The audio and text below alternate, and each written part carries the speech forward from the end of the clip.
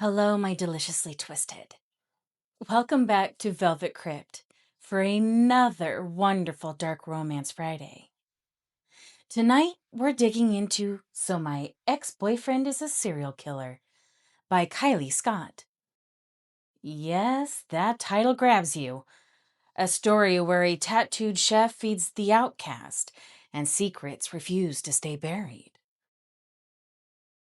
This really skews toward the lighter end of dark romance and carries a fair bit of on point humor, so expect a wink here and there.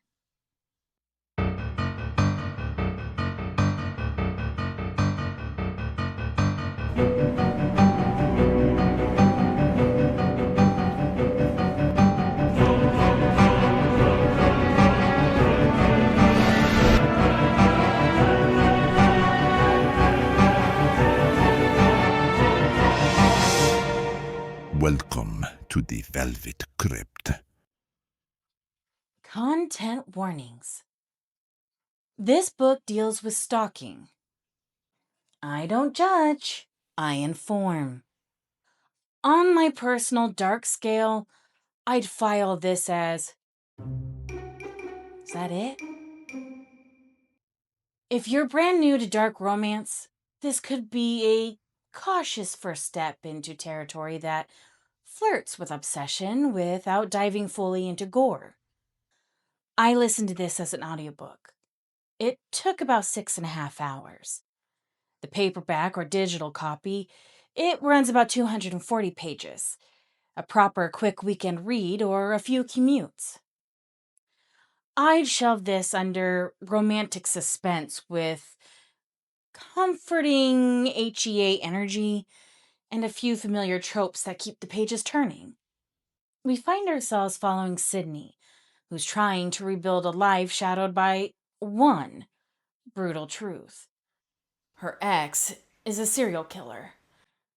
Now an introvert by necessity, Sydney just wants to be left alone by online sleuths, nosy townsfolk, and belligerent police. And she's determined to keep her new neighbor, Noah, firmly in the friend zone. The wrinkle? A new documentary is stirring up the past, and Noah happens to be very much a thirst trap.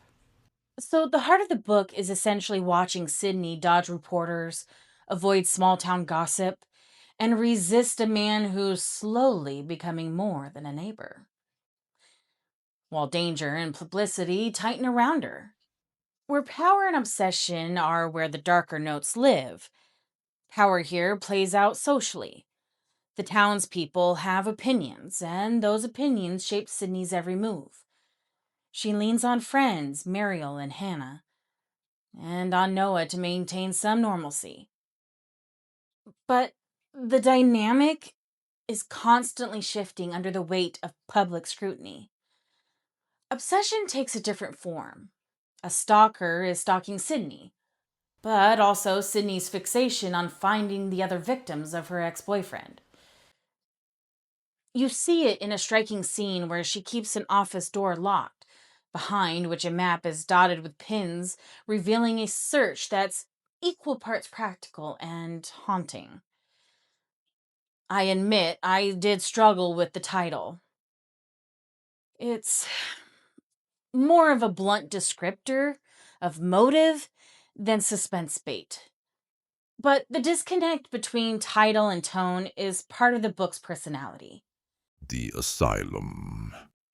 Why does a story like this land for readers? There's a psychological pull to stories about the people left in the wake of monsters. The book hits that itch by exploring what it feels like to be publicly judged for someone else's crimes. A coffee shop scene where customers whisper and side-eye Sydney crystallizes that experience. Isolation, humiliation, and a craving to be seen as a whole person rather than a headline.